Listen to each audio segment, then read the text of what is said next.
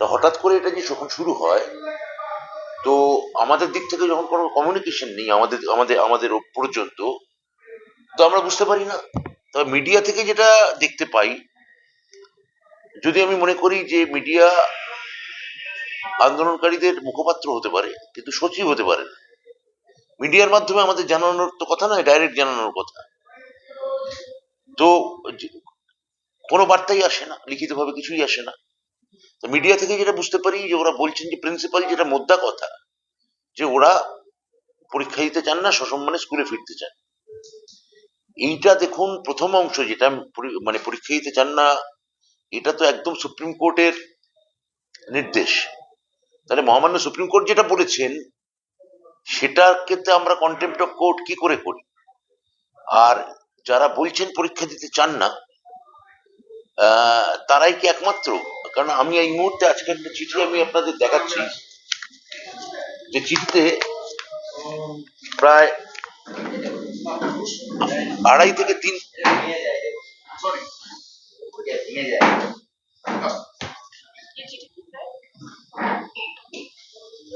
বলবো,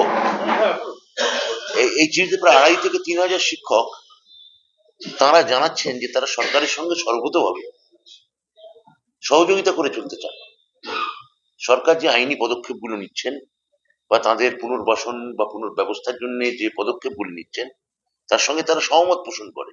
আমি এই চিঠিটি আপনাদের হাতে একটা কপি তুলে দিতে চাই, আপনারা যদি আমাকে ফটোকপি করে দিয়ে দেন এটা ভালো হয়।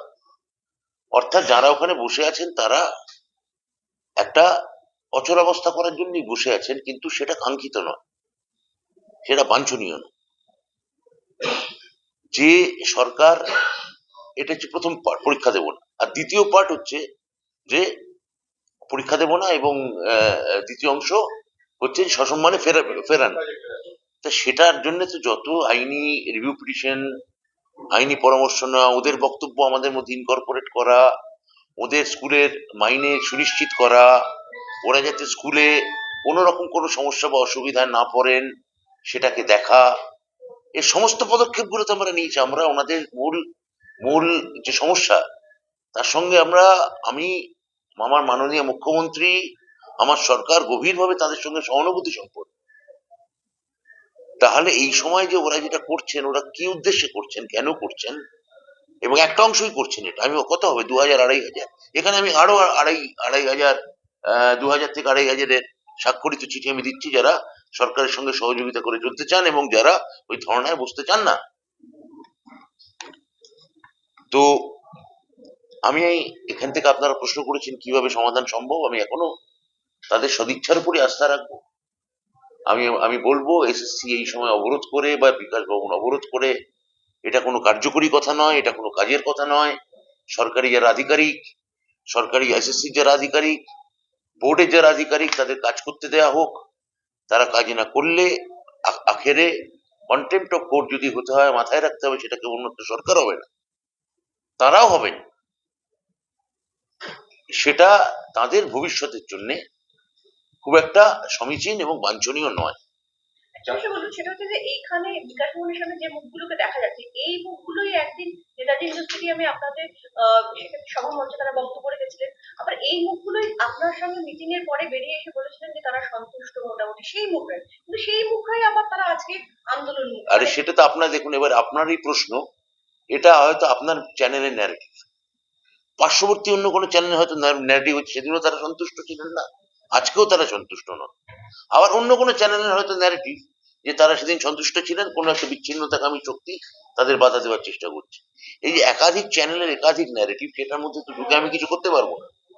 আমি, যারা আমাকে চিঠি দিয়ে জানাচ্ছেন যে আমরা মুখ্যমন্ত্রীকে ভরসা রাখতে চাই, আমি তাদেরকেই বিশ্বাস করব। যারা পর্যন্ত সম্মত হচ্ছেন, যারা আন্দোলনটা চালিয়ে যাচ্ছেন, সেক্ষেত্রে মানে সমাধানটা আপনি বলছেন যে আপনারা আলোচনায় বসার জন্য, সেক্ষেত্রে আলোচনাটা কিভাবে হবে বা কি আলোচনা যা হওয়ার হয়ে গেছে, আলোচনার নতুন কোনো অবকাশ, এরা যারা বসে আছে তাদের ক্ষেত্রে কি বার্তা দেবেন? তাদের ক্ষেত্রে আমি বার্তা দেবো এটাই যে আপনারা, আমরা যে আইনি লড়াই লড়ছি সেটার জন্য অপেক্ষা করুন। আমরা যে আইনি পুনর্বিবেচনার জন্য সর্বাত্মক লড়াই করছি, আপনাদের সমস্ত পয়েন্টগুলো নিয়ে সেইটার উপর ভরসা রাখুন। সরকার আপনাদের কাউকে যোগ্য বা কখনো কাউকে অযোগ্য বলেনি, কারণ সরকার তো সবাইকে চাকরি দিচ্ছে। এসএসসি সবাইকে চাকরি দিয়েছিল, সরকার তো এই ভাগাভাগি করতে পারে না। ফলে আমরা সার্বিকভাবেই রিভিউ পিটিশন আমরা দাখিল করছি। আপনারা এই রিভিউ পিটিশনের জন্য অপেক্ষা করুন, এবং আমাদের যেটা সুপ্রিম কোর্ট, মহামান্য সুপ্রিম কোর্ট যে নির্দেশ দিয়েছেন, তাহা যাতে আমরা সুষ্ঠুভাবে পালন করতে পারি, তার জন্য আমাদের মতোই আপনারা দায়িত্ববান হন। রিভিউ পিটিশন আর প্রশ্ন নেই। হ্যাঁ, 31 তারিখের আগামী 31 তারিখের মধ্যে রিভিউ পিটিশন করা হচ্ছে। আর কবে করবেন?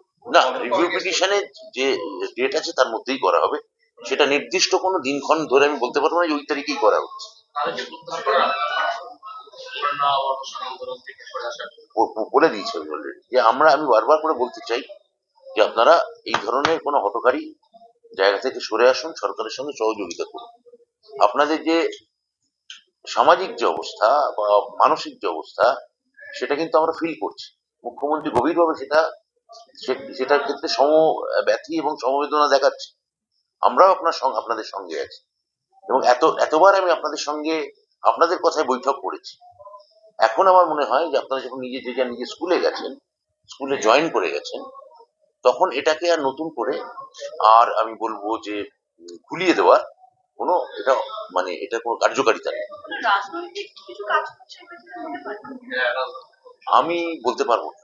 যদি এর পেছনে কোনো রাজনৈতিক মদতদাতা থাকেন, সেটা আমার জানা নেই। যদি থাকেন, সেটা তার দায়ভার ওদের মাথায় রাখতে হবে।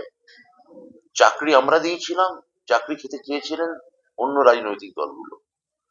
তাহলে ওদের বুঝে নেওয়ার বা বেছে নেওয়ার দরকার আছে যে সরকার ওদের সঙ্গে না রাজনৈতিক